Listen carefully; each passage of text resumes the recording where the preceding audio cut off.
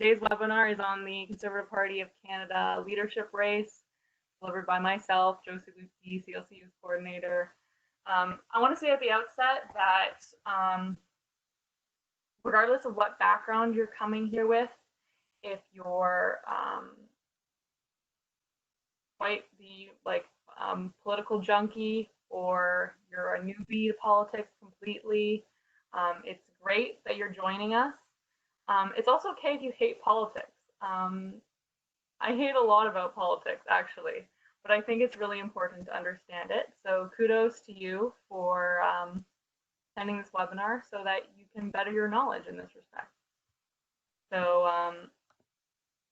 without further ado, this is what we will be covering today. And that is we'll start off with a crash course in civics. It'll be really quick, so hopefully you'll be able to follow along. Then I'll be recapping the leadership race thus far. I'll be going over candidate profiles in order to do that, and then explaining how the ranked ballots works, and then talking about CLC's recommended voting strategy. So Canada is a constitutional monarchy, which means that our head of state is technically the current monarch, which is Queen Elizabeth II. That's why she's on all our coins. But she is represented here in Canada by the Governor General. Kudos to those of you who know who that is. If you want to put that in the chat right now. I'm not able to monitor it super closely, but we'll see if anyone knows the answer to that without Googling. And then there are three branches of government. There's the legislative branch, the executive branch, and the judicial branch. And I should note that this is mostly based on like the federal system. So for instance, in the provinces, the monarch, the queen, is represented by the lieutenant general. So the legislative branch is supposed to make the law. The executive branch are like the decision makers. They're responsible for implementing it or executing it or enforcing it, whatever synonym you want to use. And then the judicial branch is supposed to be the ones interpreting the law, but over the past couple of decades, they've increasingly become more involved in making the law. But that's a different webinar. So the legislative branch is made up of Parliament, which consists of the House of Commons and the Senate, and the executive branch is headed up by the Prime Minister, who is aided by the Prime Minister's office and the Privy Council, which is supposed to be impartial, but again, hasn't necessarily been as of late. And the Prime Minister is assisted by his cabinet. So those are your ministers, like your Minister of Health, your Minister of Justice, your Minister of National Defense, Foreign Affairs, etc. These are comprised of people typically from the Prime Minister's own party. And then there are plenty of other party members who don't get a cabinet position, and these are referred to as backbenchers. They do not make up the executive branch.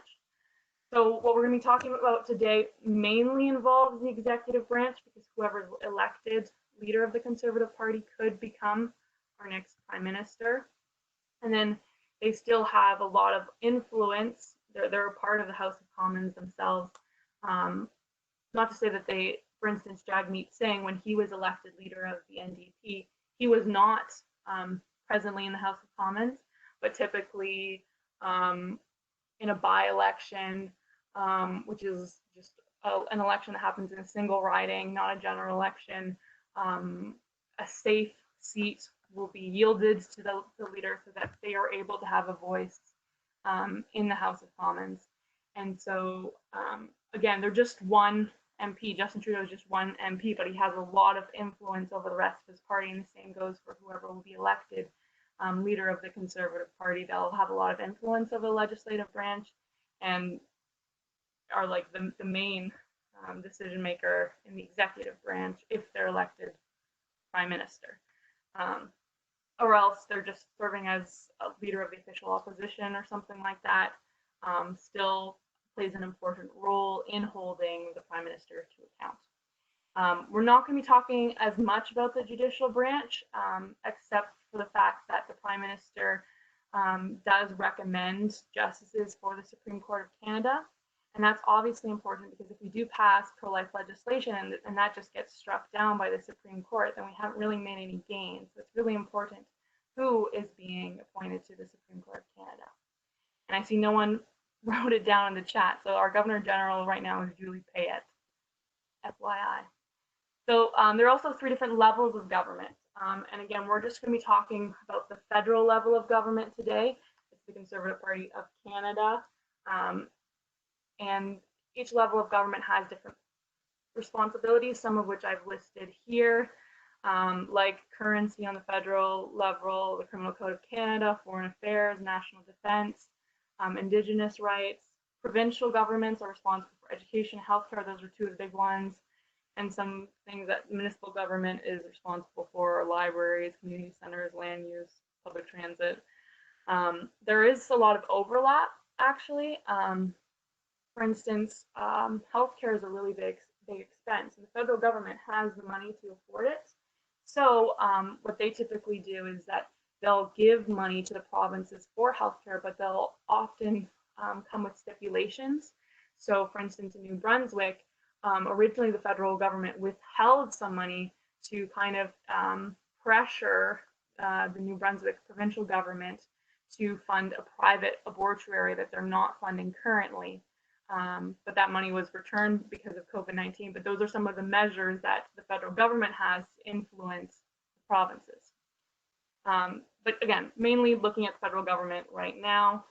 So looking at the federal scene, this is kind of a who's who of what's going on right now. You have the Green Party leader, Joanne Roberts. Most of you are probably more familiar with Elizabeth May, but the Green Party is also in the midst of a leadership race right now, and Joanne Roberts is serving as the interim leader in that party. And then you can see here I've put the number of seats below each party leader. As we didn't get Julie Payette's name, I will be interested to know if you guys know who the 2 independents currently are in Parliament. You can probably guess one of them, but I'm not sure how closely you've been following the news to know who the other one is. But yeah, let me know in the chat if you know.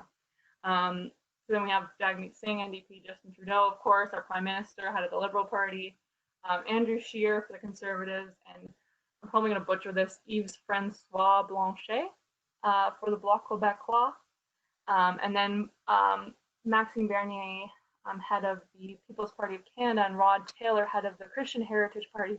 Neither of those parties have seats in Parliament right now. So why is Campaign Life Coalition involved in the Conservative Party of Canada leadership race to start? Well, if you look at all of these main parties that have representation currently in the House of Commons, the only one with pro-life MPs is the Conservative Party. The Green Party has an official pro-choice position, but they had actually been allowing pro-life candidates to run up until the last election. There's a lot of controversy over that. There was a pro-life candidate who was kicked out from representing the party. And then there were other pro-life candidates who kind of walked it back and were like, no, we're totally fine with abortion now. So essentially, the Green Party is no longer permitting pro-life candidates. The NDP have for decades now been pro-abortion, required their candidates to be pro-abortion. The Liberal Party instituted that requirement under Justin Trudeau, and the Bloc Québécois also extremely pro-abortion. So if we want to essentially have a voice in Parliament, we have to try to make inroads into the Conservative Party. There might be a day when that's no longer possible, and when it's just too hostile to pro-lifers, but we hope that day doesn't come, and that's why we're working in the party currently to carve out as big a space for us as possible. And then hopefully in the future we'll also be able to, again, make inroads in these other parties, because we don't want it to be a single party issue. Campaign Life Coalition is nonpartisan. And in the last federal election, we did support pro-life candidate in the People's Party of Canada and the Christian Heritage Party. In fact, all of the Christian Heritage Party candidates are pro-life.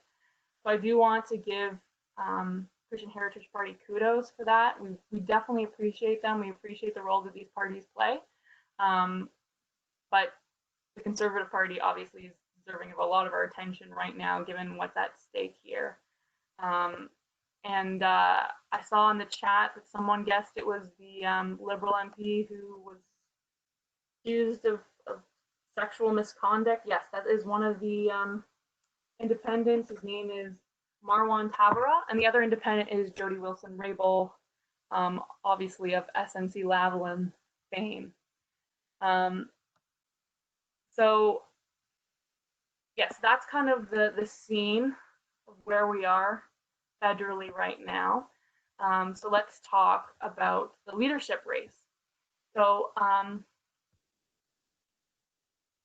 in December, Andrew Scheer resigned.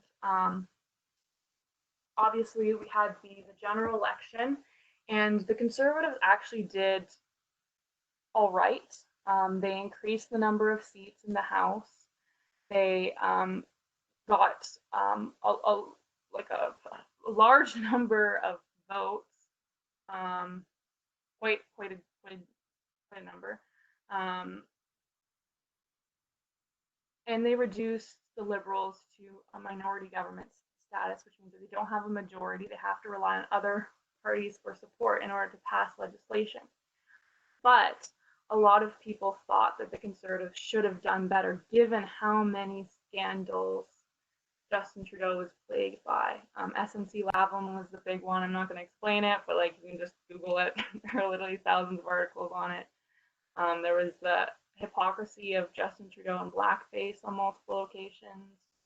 And then there was so many scandals throughout his 4 years as Prime Minister, like when his trip to India, when he was wearing traditional Indian garb, even though that's weird for like a white leader of a Western nation to do so. Anyway, I literally can't go through all of the scandals. So people thought that Andrew Scheer maybe should have done better. And because they lost the election, he was going to be facing a leadership review. And unfortunately, there were a lot of factions in the party that were dissatisfied with him. There were people on the left, like the Red Tories, who thought, you know what, actually Andrew Scheer was too socially conservative. And then there were social conservatives like Campaign Life Coalition that were dissatisfied with Scheer because he spent all of his time campaigning, seemingly apologizing for ever being personally pro-life and trying to distance himself as much as possible from that. He, despite having a pro-life voting record, despite his Catholic upbringing, he decided that this debate on abortion was closed.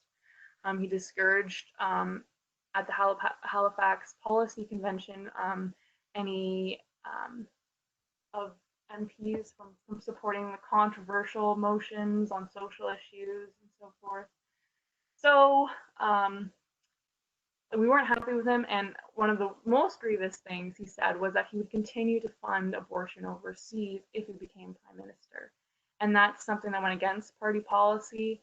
That's something that not even Stephen Harper did, and he won a majority saying that he wouldn't fund abortion overseas. So it was completely unnecessary for Andrew Scheer to say that he would be funding abortion in African countries mainly.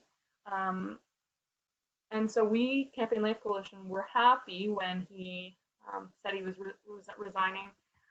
There was also a scandal where the party was subsidizing the cost of sending some of his kids to private school, despite the hundreds of thousands of dollars he brings in already in terms of his salary. So he claimed it was, stepping down for his family, but there were a lot of factors that would make him continuing on as leader difficult. So once it was announced that he was resigning, we began looking for social conservatives to run for leadership. We started encouraging our supporters to buy memberships, and that's because you must be a member of the party in order to vote in the leadership race.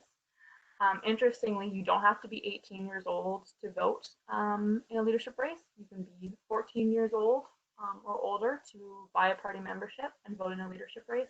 You don't have to be a citizen either. You can just be a permanent resident as well. So as a result of that, there are a lot fewer people that become party members than vote in general elections. The figure I saw most recently from Peter McKay's campaign, I can't verify this, but he said 269,000 plus, which is a large number, but it's still a lot smaller than the 17.9 million ballots that were cast in the general election. Plus, not every one of those 269,000 members are actually going to end up casting their ballot. So it's a lot easier to be able to influence leadership races than it is to control the results of general elections. That is another reason why we want to get involved in leadership races, because it's a lot easier to again get our supporters to become members and then influence who becomes leader. And then we wage the next battle, which is the general election, when there's a lot of more factors that are outside of our control. However, in the last Conservative Party of Canada leadership race, there were 14 candidates. This time around, there are only 4, and that's partially because this is the most expensive leadership race in Canada. There was a $300,000 entrance fee, which was widely viewed as highly prohibitive. So it is really great that we actually raised it not only for Derek Sloan and Leslyn Lewis, the pro-life candidates, but also Jim Carr. So we'll talk about him later. So fewer candidates in the field. We'll have to see whether that helps or hinders us. Again, I will discuss that soon. So who is running? Well, as mentioned, Derek Sloan is one of them. He's one of the pro-life candidates that Campaign Life Coalition has endorsed. You can see in the corner there is our grade for him, A+. Campaign Life Coalition's Voters Guide is on our website. I would highly encourage you to check it out. He's an MP, first-time MP from Hastings, Lennox, and Addington in Ontario. And I would also encourage you to check out his website where he has all of his different platform items there. One, he is opposing Bill C8 and Bill C16. Bill C16 you probably have heard of.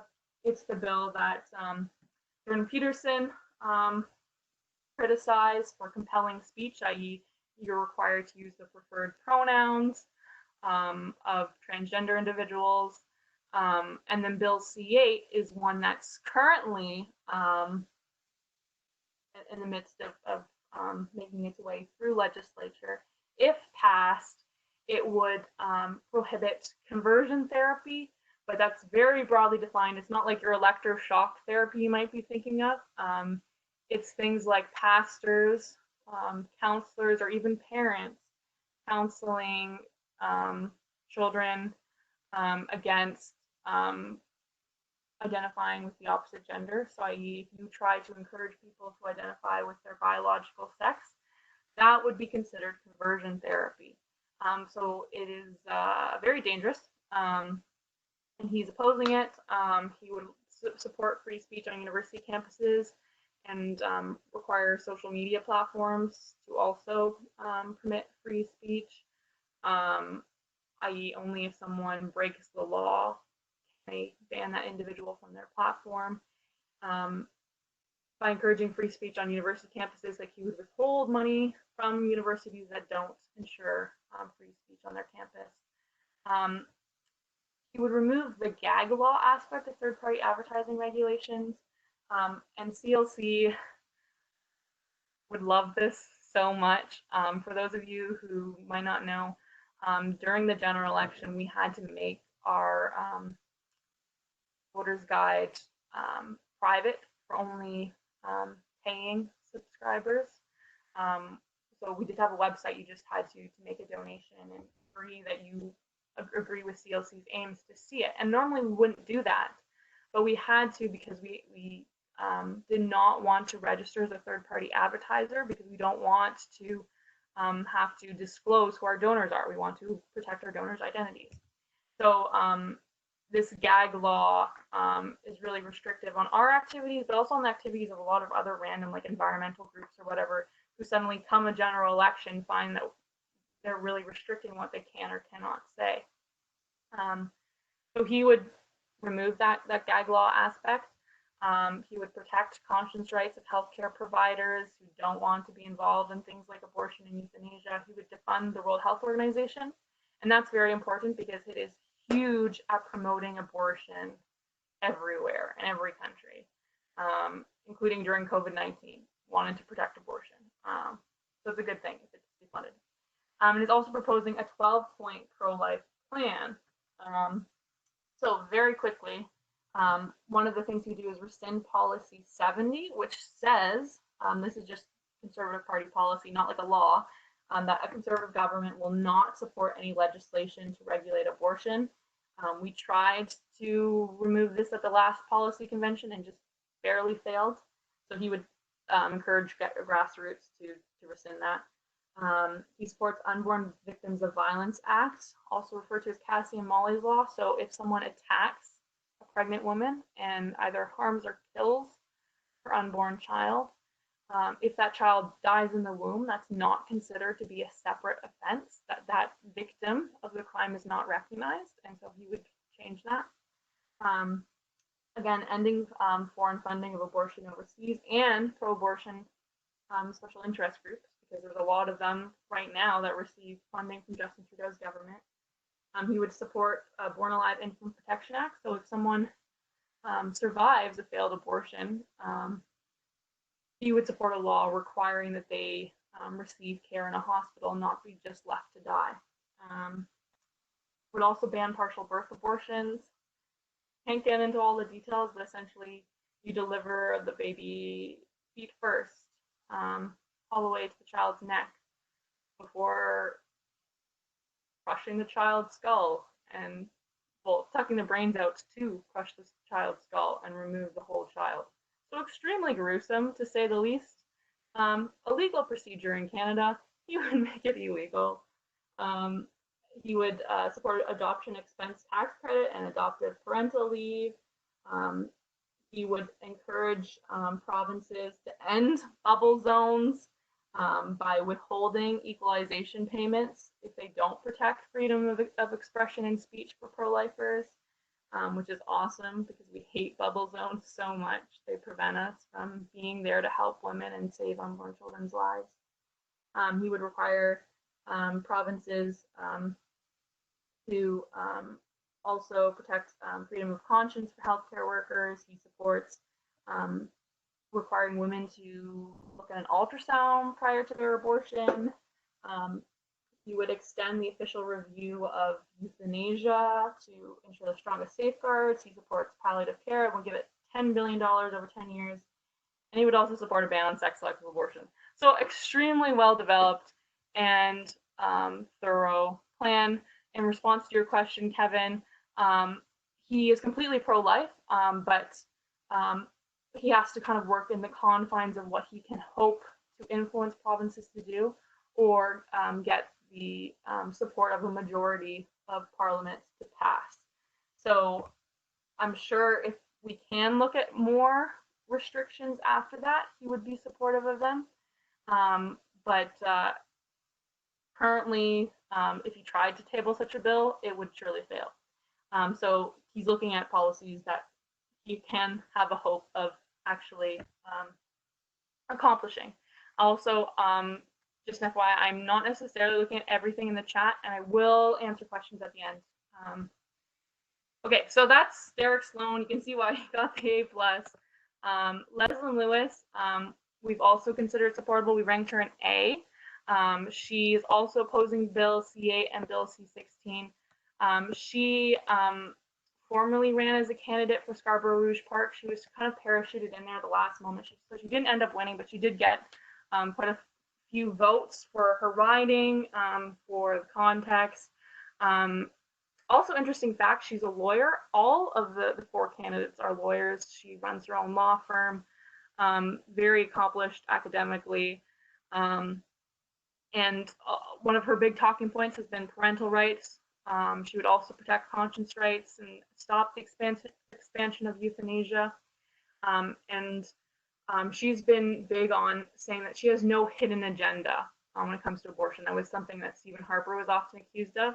So she said, I will defund abortion overseas, increase funding for pregnancy care centers, end sex-selective abortions, and protect women from coerced abortions, i.e. when their boyfriends or parents or what have you are pressuring them into an abortion when they don't want one. So even though we've ranked her an A, Campaign Life Coalition has left it up to your judgment about whether you want to put Leslie Lewis or Derek Sloan first. All we're asking is that you put both of them either number one or number two, or vice versa. But we have provided you information on their platform, so you can make that judgment. And then, of course, you have the pro-abortion candidates. Erin OToole is the MP for Durham, also in Ontario. He's a former cabinet minister. He was Minister of Veterans Affairs. He has tried to cater to social conservatives. He said that he will expand the Canada Child Benefit and provide bereavement or parental leave for parents who lose a child before or after birth. The Canada Child Benefit, he would start at 7 months of pregnancy. He would partially defund and privatize the CPC, which is great because they're hugely biased against pro-lifers. It's really sad that such a media that receives so much money from the government is so blatantly unapologetic about being anti-social conservatives. Actually, even, not to get bitter about this, but they also mocked Campaign Life Coalition. They did a parody of us. It wasn't even funny. I wish that they made it funnier. We look pathetic. We look pathetic and boring. Anyway, he claims that he would protect conscience rights regarding euthanasia, but we're not entirely sure if that would really truly and thoroughly mean protecting conscience rights, because often when people say that, they have a loophole for effective referrals, i.e. you won't directly have to participate, but you will be required to tell a patient, okay, you can go to this doctor and they'll help you out, which is still ethically problematic. It's like if someone comes to you like looking for a gun so they can commit suicide, and you'll be like, nah, I can't help you out personally. You can go over there and buy a gun. You're still culpable in that sense. So it's unclear if you would truly and really protect conscience rights completely. He's supportive of abortion without restrictions. Same as Justin Trudeau's position, really.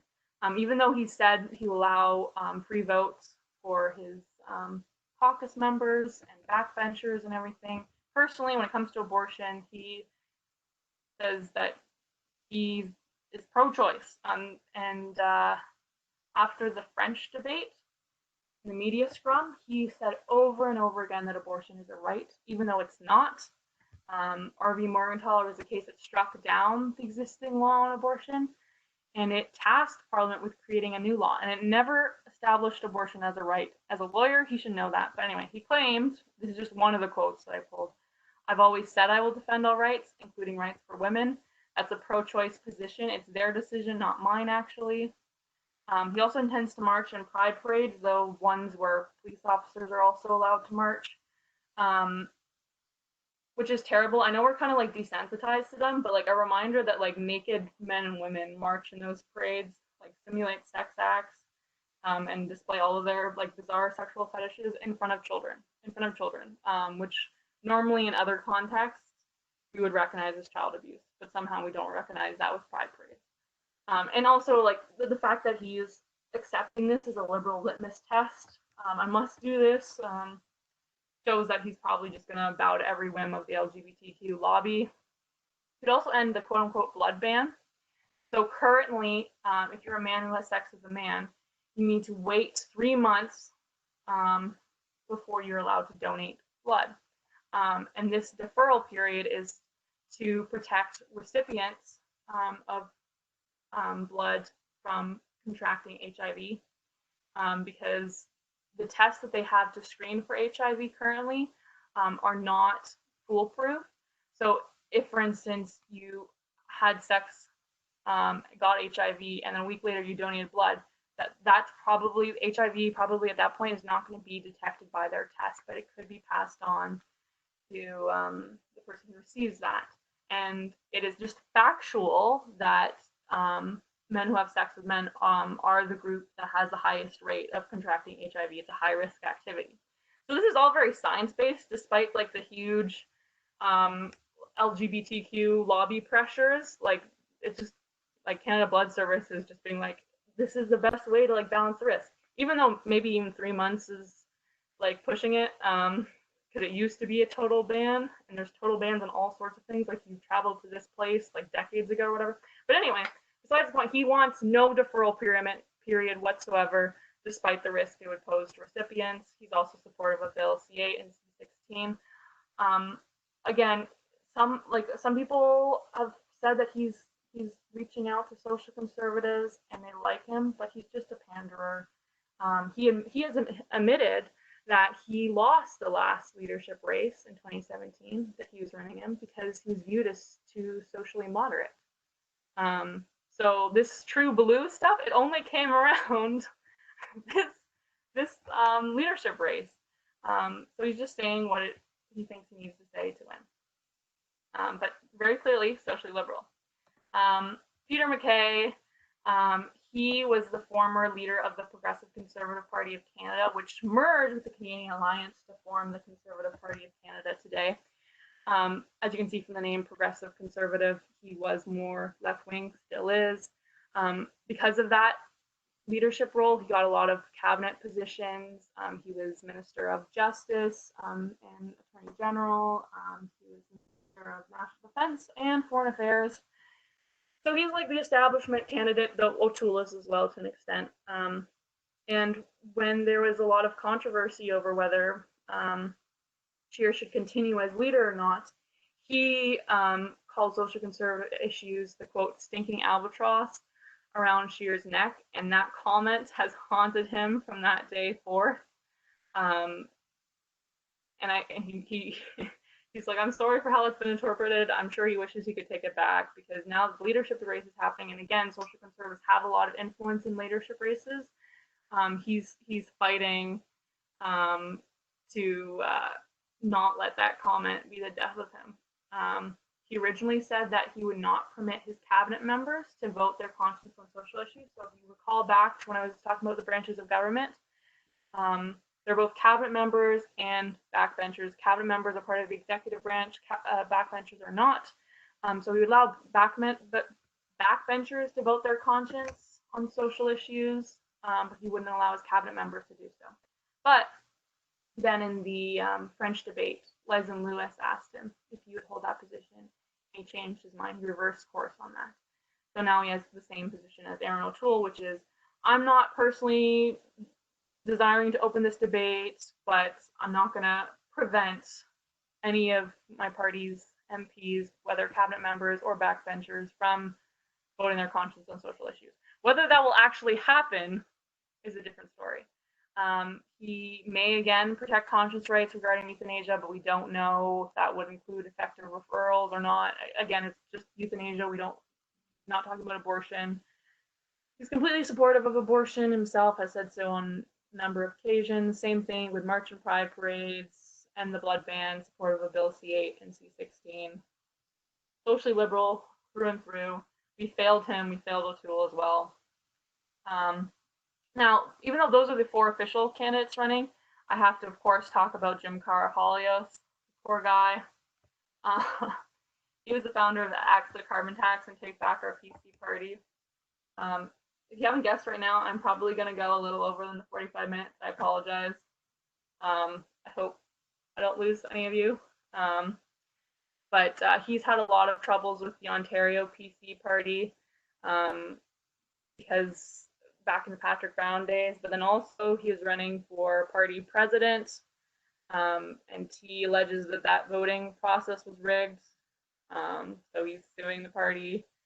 Then he was running for the Conservative Party of Canada, and look what happened to him now. Probably one of the most beleaguered guys in the nation. So we had given him an A-. He had promised to defund abortion overseas, and not appoint activist judges to the Supreme Court, which as I talked about earlier, is important if we want pro-life legislation to stick. He had written an email about O'Toole's campaign chair, Waleed Solomon, because Waleed Solomon had defended Islamic or Sharia finance previously, and so he was like, say no to Sharia law. And O'Toole's campaign then complained that was Islamophobic. Jim Carr was fined, which he appealed. He appealed to the Dispute Resolution Appeal Committee, who turned around and disqualified him. Being another lawyer, he went to the court about it. The court ruled that the Dispute Resolution Appeal Committee, Subcommittee, DRAC, literally did not have the authority to disqualify Carr. So they gave him an opening back into the race. They gave him a period of time to which he could pay the fine.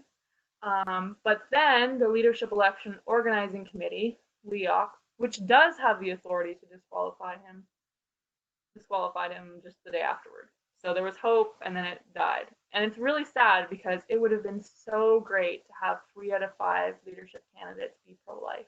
And he did raise the necessary $300,000 to be an official candidate on the ballot. But alas, he's probably viewed as too much of a threat. And so, yet again, he's been taken out of the running, which is very sad. And then you might not remember this guy, but Richard Deslaurier was also intending to run. He was the former deputy chief of Stephen Harper from Quebec, as you can tell from his name. He took a lot of flack for saying that being gay is a choice on CTV's Power Play. To be fair, English is not his first language, and what he was saying is that like it is a lifestyle that gay individuals choose to lead, and that he doesn't like the term LGBTQ or even gay because those are liberal terms, and he just looks at someone as human beings. But that is hugely politically incorrect, as well as his positions on gay marriage and abortion, of course. So he was barred from running at all by the party's leadership candidate nomination committee. Again, too bad. Maybe we could have had 4 out of 6 candidates. There were others running too, but I didn't think them worth mentioning. But also, especially during the French debate, Derek Sloan and Leslyn Lewis tried their best, but they just started learning French. So it would have been really nice to have Deslaurier there and able to hold McKay and O'Toole to account. He did subsequently endorse Derek Sloan, and yeah, I'll also talk about him a bit later too. So the question is, that I'm sure everyone's wondering, could they win, they being Leslyn Lewis or Derek Sloan? And my answer is maybe. First of all, don't worry about the polls. A lot of the polls have Peter McKay coming in by a landslide, but there's a lot of reasons why they aren't super great, and that's because this is a ranked ballot, and it's really hard to predict how things will play out as a result. Also, as you see here that I've included at the bottom is a screenshot from Sloan's website, and you can see they have the Chinese simplified language as one of the options. In 2017, Brad Trost sometimes wasn't even included in the polls that polling companies were doing, but he ended up in 4th, and briefly he was also in 3rd.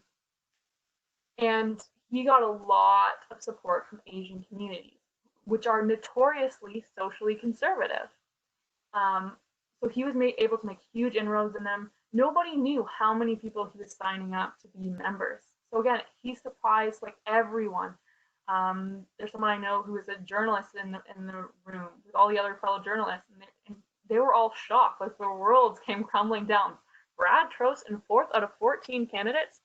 So a lot of Brad Trost's team was supporting Richard Deslaurier, and Deslaurier endorsed Sloan. So as you can see, he's also strongly appealing to those Asian communities. And those people don't answer polls. Okay, they don't answer polls. So there's a lot of support there. We don't know how much. There's one good thing, which is that Brad Trost has laid the groundwork. So we're just building off of that, really. And again, the 2017 leadership race gives us reason to hope. We know, again, not trust the polls, but social conservatives will always do better than expected. CLC estimates that 40 to 70% of the party are social conservatives. Again, at the Halifax Policy Convention, 47% voted to delete Article 65, which again says that the Conservative Party would not open up the abortion debate. So we weren't quite at the majority, but we were close. And Halifax is not, pro-life organizations have a lot of support in Ontario, some out west. We're not super strong in Atlantic Canada, even though they're pro-life, not majority. There's a fair number of pro-lifers out there, but they're not as active. So Halifax is not a city where we're yes, we can mobilize super well over there, but we still were able to get 47%. So we have reason to hope here. And I know, you might be thinking, okay, Brad Trost got fourth, big whoop. That's not first. But also, a lot of social conservatives did support Andrew Scheer. Some even supported Maxime Bernier. So with fewer candidates in the field, with Erin OToole and Peter McKay seeming a lot more socially liberal in comparison, we'll see. We'll see how big of a priority abortion is to the social conservatives and the party.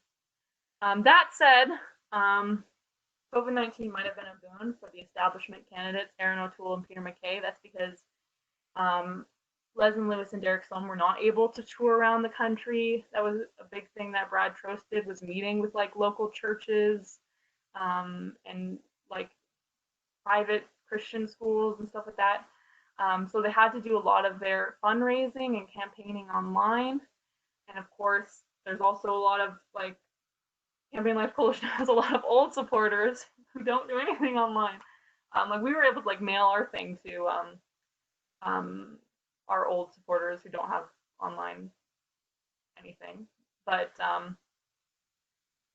it's obviously a lot easier for social liberals to do an online campaign where they don't have to go out and meet people. They just rely on their reputations that they've already established, they're well known, etc. So we'll see how that pans out for them.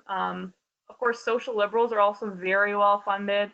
They're also capable of organizing. So the 269,000 memberships, some of those are social liberals there. Some people are joining the party probably aren't even conservatives, just would rather see Peter McKay win than anyone else. So who knows? Who knows? And then, of course, with the disqualifications of Richard Descaries and Jim Karahalios, Derek Sloan, for a while, it looked like potentially he could be kicked out of caucus for his comments about Theresa Tam. So the party doesn't want a social conservative to win. That much is clear. How far they'll go in trying to make sure that the social conservative doesn't win, we'll see. So the best I can do is a maybe. That's not to say that 50% chance. I don't know. I don't have enough knowledge to be able to say how much. I'm just saying that there's reasons to believe that social conservatives will do better than expected. We always have hope for victory. We'll just be cautious about what the polls are telling you. And we'll find out sometime after August 21st. So how does a ranked ballot work? I put together an example here. This is not meant to be an accurate reflection of how people vote. It's just a random thing that I drew up here, and I made it super simple, hopefully, so we can easily follow. So let's say that Derek Sloan gets 30%, Leslyn Lewis gets 30%, Erin OToole 25%, and Peter McKay just 15%. Oh my gosh. You need 50% or more to win. Obviously, no one has 50% here. So what happens is that Peter McKay, because he got in last place, he is essentially knocked off, and the party will look at who his supporters put down as their second choice. So this is how it'll look like. Again, Peter McKay becomes a ghost. no longer a possibility here. And then this is a potential breakdown of his his supporters' second place choices. A random number decided bizarrely to put Peter McKay first and Derek Sloan second. Erin OToole got a bonus 8% from that, and Leslyn Lewis got 5%. One great thing about Leslyn Lewis is that at the English debate, everyone was saying, I agree with Leslyn, I agree with Leslyn. So perhaps she's the least objectionable and gets a lot of second place votes, we can hope. And of course, some people might not put in a second place spot at all. But this is the remaining people who voted, put the candidate down for number 2. They then look at the percentage breakdown for that. Still not at 50% here. So now it's Derek Sloan who gets lobbed off. And we're looking at the people who voted for him. Who did they put in number 2 place? And then, of course, the random, bizarre people who put Peter McKay first, Derek Sloan number 2, we're now looking at their third place votes. So let's say that half go to Leslyn and half go to OToole. That's probably not the case at all. Probably a lot of Derek Sloan supporters are going to go to Leslyn Lewis, but as you see, I just ran out of room. So this is the scenario I'm creating. Now Leslyn Lewis is at 51%. She is the leader. As you can see with the different shading, I've indicated the strongest color was the number 1 support, then the number 2 support, and then you can see what she got from Derek Sloan there. So I hope that this is clear to people about how a ranked ballot works.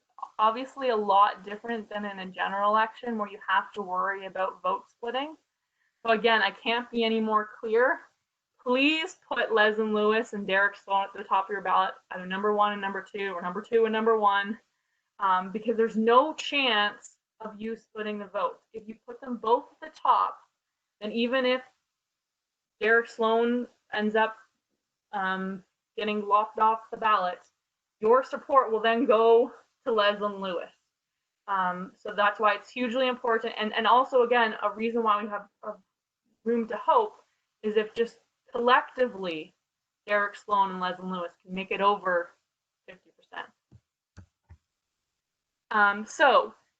Unfortunately, it's a little bit more complicated than this. I didn't want to get into it right away, but that's because it's not just simply like breaking down percentages according to vote, and that's because each riding gets 100 points. And those points are divided according to the candidate's percentage in the riding.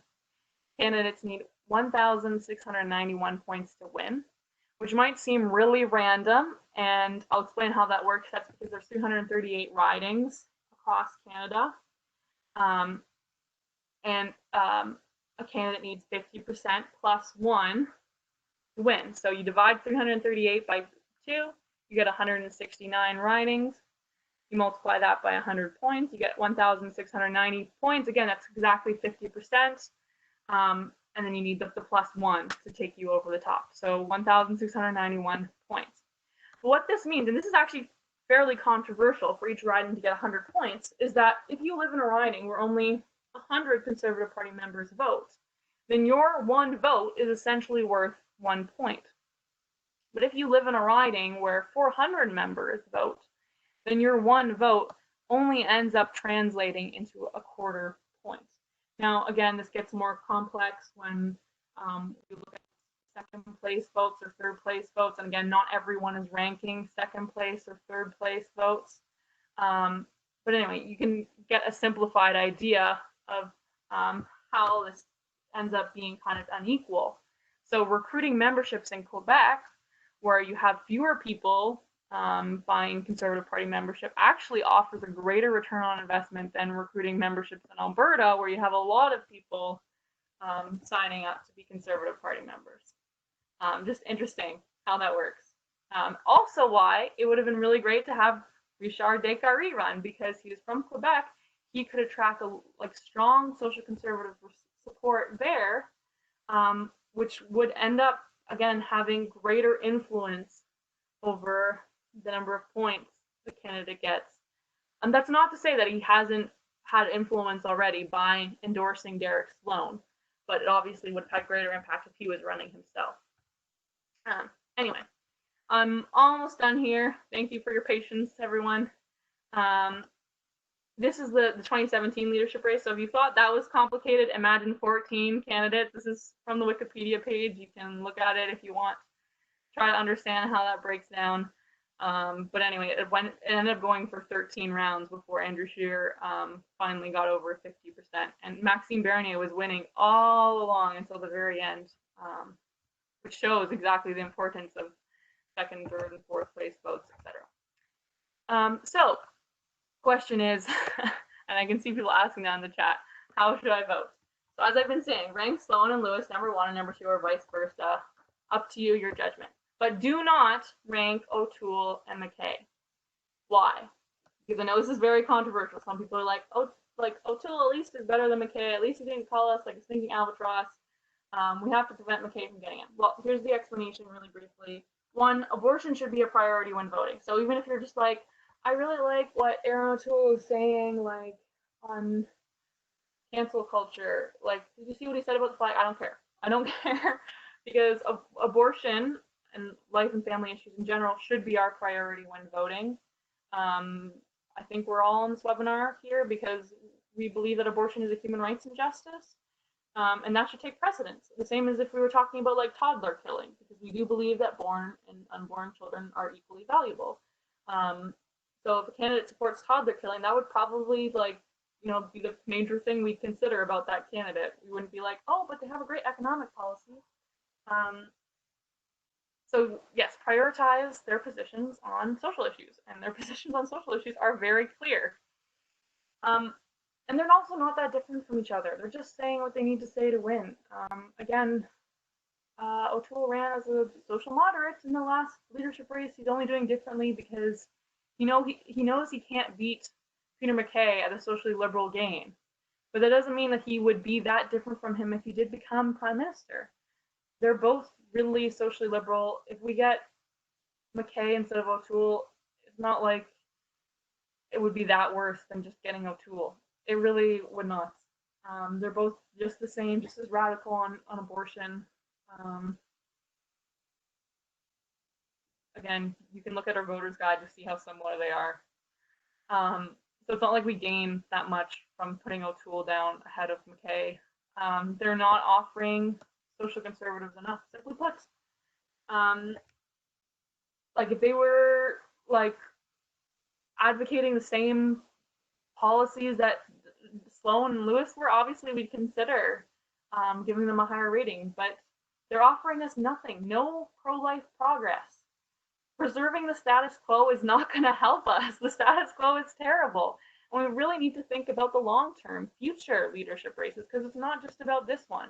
We do not want to incentivize future candidates to imitate OToole and McKay, because if we put them down as number 3 or number 4 or whatever, then we're essentially telling people that you can run the same campaigns as OToole and McKay. You can call abortion a right. You can say you don't want any restrictions on it. You can put forward socially liberal policies on like the blood ban or Bill C8 and Bill C16, and social conservatives will still vote for you.